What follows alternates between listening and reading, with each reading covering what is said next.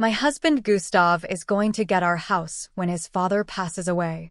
He's also set to inherit $10 million and take over as the director of the family business. When we found out there was a lawyer present for the inheritance meeting, Linnea, Gustav's sister-in-law, couldn't contain her happiness. She strolled into the living room with an air of ownership, as if the house already belonged to her. Linnea, who was always impatient, constantly asking about the inheritance and when it would be settled, must have been eagerly awaiting this moment. Instead of paying attention to me, she went straight to the lawyer. In the past, I might have scolded her for ignoring me, but this time, I was too intrigued to see what she would say next. To my surprise, Linnea's remarks were even more greedy than I anticipated. I couldn't help but burst into laughter, clutching my stomach. The lawyer, clearly taken aback, looked bewildered as I continued to laugh at Linnea's audacity. Of course, Linnea didn't find it funny and shot me a cold look. "Do you really think you're entitled to your father-in-law's inheritance?" I chuckled at Linnea's obsession with money and her arrogant attitude. Pointing to Gustav, who had just arrived, she insisted, "The right to inherit belongs to my husband, Gustav." I took a deep breath, prepared to enlighten her with the truth. "Let me introduce myself. I'm Ingrid, 60 years old. I've been a full-time homemaker, supporting my husband, Oscar, who is a doctor. Even after becoming a director, he never retired and continued working tirelessly. Gustav grew up seeing his father's dedication and chose to follow in his footsteps. I believe Oscar lived a happy and fulfilling life, passionate about his work until he passed away at the age of 63, possibly due to overwork. At his funeral, it was clear how much Oscar was loved and respected. Colleagues, subordinates, and even former patients came to pay their respects. Despite not knowing the details of his work, I felt reassured knowing he had lived a life without regrets. Amidst the solemn atmosphere of the funeral, Linnea, Gustav's sister-in-law, seemed out of place, almost relieved by her father-in-law's passing. Overhearing her conversation with relatives, it became evident that she was more concerned about her inheritance than mourning Oscar's death. Despite being in the midst of a funeral, Linnea's restlessness and apparent excitement about the inheritance were unsettling. It seemed she was unaware that daughters-in-law might not have inheritance rights. Gustav, noticing her behavior, apologized to me with a guilty expression. "Mom, I'm really sorry." Gustav's voice was filled with frustration. "No matter how many times I tell her, Linnea just won't listen." "It's not your fault, Gustav," I reassured him. "But if you feel that way, could you firmly warn her? There are a lot of people attending this event." I had noticed Linnea's behavior long before Gustav mentioned it. I remembered her unacceptable attitude vividly. When I was busy with my husband's funeral arrangements, Linnea came to the house, but she didn't lend a hand. Worse still, she didn't offer any words of comfort or sympathy. Instead, she kept bringing up money matters, asking about my husband's inheritance. "Your husband had quite an inheritance, right? How much was it? Even if you're his wife, it's his inheritance, so don't waste it, okay?" Her words cut deep, leaving me feeling angry and disheartened. Linnea always seemed to look down on me, making sarcastic remarks. I couldn't understand why she harbored such dislike towards me. Her comments about other people's wealth only added to my distress. My son, Gustav, followed in his father's footsteps and became a doctor. While Gustav's income was decent, Linnea was always fixated on money. She'd often call me, expressing concerns about our financial future and hinting at wanting financial assistance. This strained our relationship. I used to overlook Linnea's behavior, but her fixation on my husband's inheritance was the last straw. Gustav's income was unpredictable, and we couldn't afford luxuries. Linnea's suggestion that I should work to ease our financial burden was both hurtful and unrealistic. Despite my efforts to advise her, Linnea's attitude towards me only grew worse. Our conversations became increasingly heated, and she didn't hesitate to belittle Gustav, her own husband, just to put me down.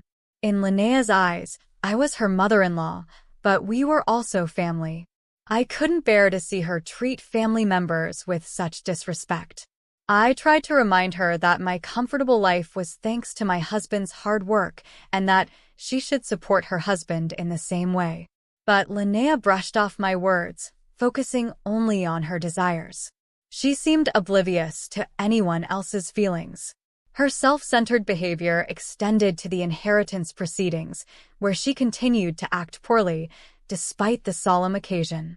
Even after the funeral, she couldn't stop asking about the inheritance, as if it were a casual topic of conversation.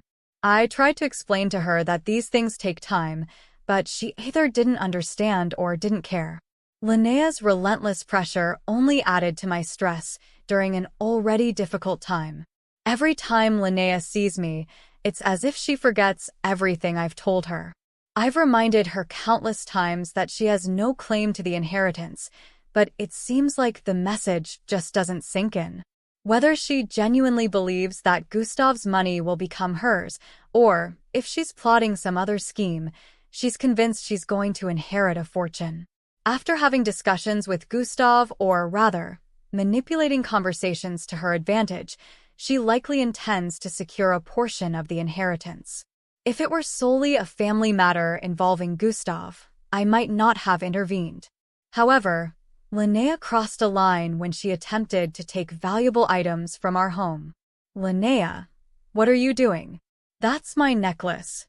I protested, but she brushed off my concerns. "Oh, come on. Don't be so stingy. We're family, so it's okay, right?" Her nonchalant attitude left me speechless. "I can't be friends with someone who would steal from me," I retorted. But Linnea remained unfazed. "Fine then. I'll take it as an advance on the inheritance. That's okay, right? I'm being patient here." No matter how many times I warned her against acting recklessly, she refused to listen. The moment she took my cherished necklace, a gift from my late husband, I reached my breaking point. From then on, I refused to open the door for her. Despite Gustav's frequent apologies on Linnea's behalf, he couldn't control her actions. I lost hope in expecting anything from either of them. The loss of my necklace wasn't the only pain I endured. Linnea's malicious behavior extended to spreading rumors about me to others, portraying me as the villain. What hurt the most was discovering a letter in our mailbox addressed to Gustav and his wife. It turned out to be Linnea's credit card bill, filled with extravagant expenses from luxury restaurants and online shopping. I was appalled by her reckless spending. When I confronted Gustav about it, hoping for some explanation, his response shocked me. "I have no idea. She always talks about her income to me." "Is everything okay?" he asked, oblivious to the gravity of the situation. Feeling betrayed, I couldn't fathom why he would think I'd assist them when he couldn't even retrieve the stolen necklace from his own wife. His request for financial help felt like a slap in the face. "I've already done my part in supporting you as a parent. Why would an adult like you burden their parent and ask for help?" I exclaimed, frustrated by his obliviousness. Linnea's bold actions, coupled with Gustav's inability to confront her, made me realize the truth behind the saying, "A thief acts boldly after committing theft." Gustav, you and Linnea are like two peas in a pod. "I'm cutting ties. Stay away from me," I declared over the phone, my anger palpable. But from Gustav's casual response, it was clear he didn't take me seriously. Furious, I hung up and tossed the bill Linnea had left into the trash. The idea that she might have deliberately put it in our mailbox, assuming I'd foot the bill, was unbelievable. It made me question her integrity as a person. As I stared at my late husband's photo, frustration clouded my thoughts. Is there really a way to get the inheritance, Oscar? What should I do? I found myself asking, seeking guidance from the one person who wasn't there to answer. Lost in a whirlwind of emotions, anger, disappointment, and insecurity, I struggled to find clarity. Was it right to proceed with the inheritance amidst all this turmoil? In my confusion, I inadvertently sabotaged the proceedings. Despite my frustration with Gustav and Linnea's behavior, I pressed on alone with the inheritance proceedings. But perhaps my emotions reached my late husband as I discovered he had left a will. Reading his words, I felt a surge of determination to protect myself and right the wrongs. I'm glad Oscar was on my side after all. Thank you, I whispered, holding back tears as I clutched the will to my chest. With newfound resolve, I vowed not to let Gustav and Linnea dictate my fate any longer. Deciding to bide my time for the perfect moment to strike back, I momentarily forgot about Linnea's bill. But her reminder brought me back to reality. Her audacity to demand payment despite the unresolved inheritance infuriated me. Why do you think you're entitled to the inheritance? Stop joking. I retorted, incredulous at her presumption. But Linnea brushed off my objections with a smirk, insisting Gustav deserved the inheritance as the eldest son. Despite her arrogance, I kept a crucial detail to myself.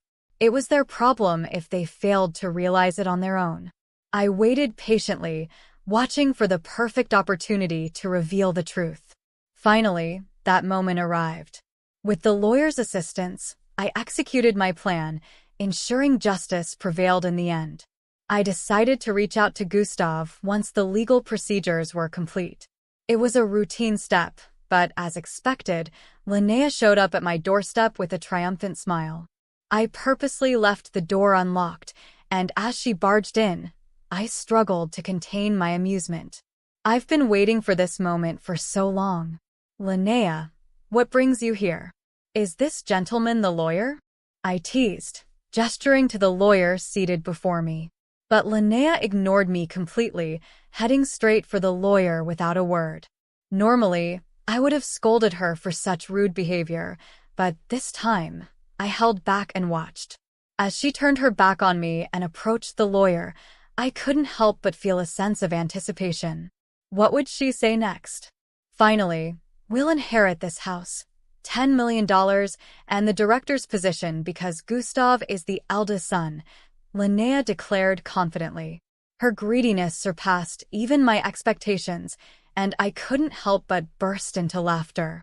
The incredulous look on the lawyer's face only added to the hilarity. Of course, Linnea didn't find the situation amusing. What's so funny? Are you upset that we're taking the inheritance? She snapped. No, why would I be upset? But $3 million? Where did you come up with that amount? I chuckled, genuinely amused by her obsession with money.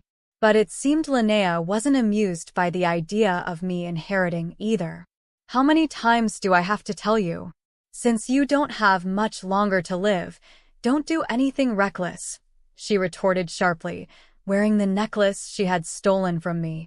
I refused to let her take anything else from me. With determination, I decided not to lose to someone so self-centered, greedy, and obsessed with money. I clenched my fist, ready to stand my ground.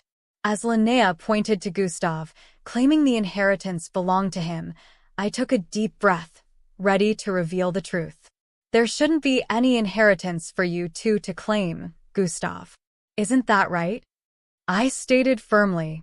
Confusion clouded Gustav's face. What do you mean, Mom? Oh, don't you remember?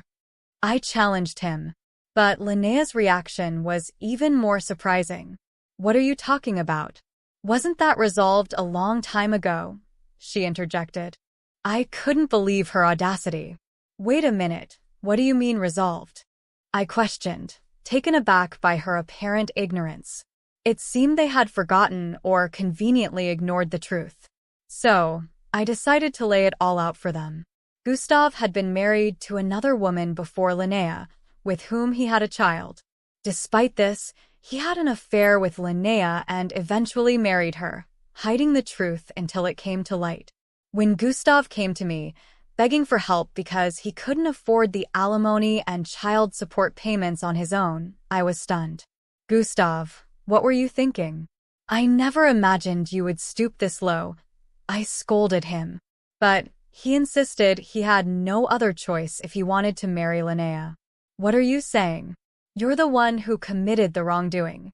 Even if you're my son, don't expect me to pay for your mistakes, I retorted, exasperated by his excuses.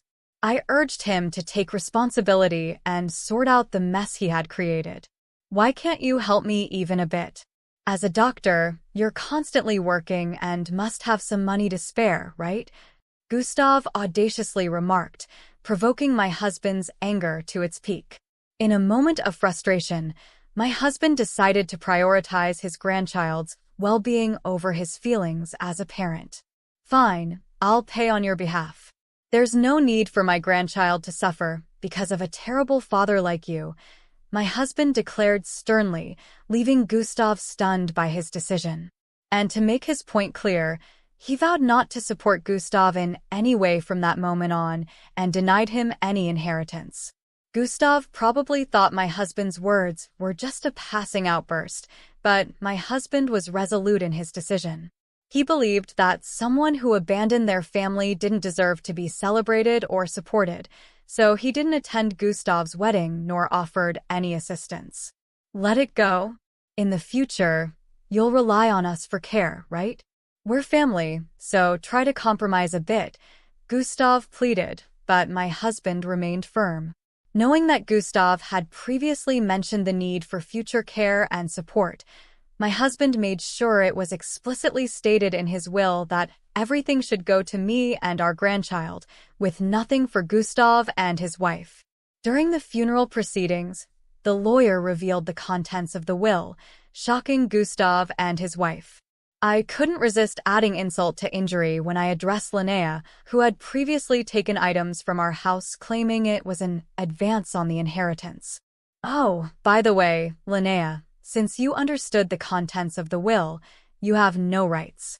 So, of course, give it back, I demanded, pointing to the necklace she wore that day. Her reaction was one of discontent, and she threw the necklace back at me, unable to say anything reckless with the lawyer present. Confused and disappointed, she couldn't comprehend why she wasn't entitled to her father-in-law's inheritance after all. When Linnea tried to justify her actions by saying that being plundered made her more attractive and that marrying Gustav, who already had a family, was inevitable, I couldn't believe her audacity. I remembered feeling furious at her attitude at the time.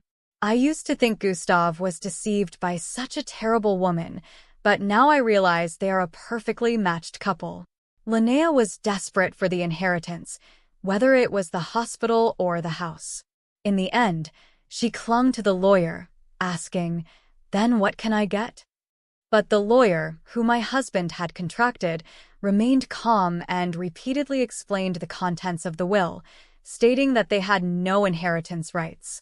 This is unbelievable. I don't believe it. It must be a mistake, Linnea protested.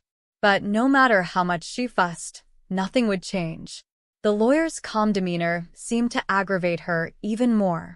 She stormed out of the house, red-faced and frustrated. Watching her leave with Gustav, I quietly pumped my fist in triumph. After that, she never contacted me or visited the house again, and the inheritance procedures were completed smoothly.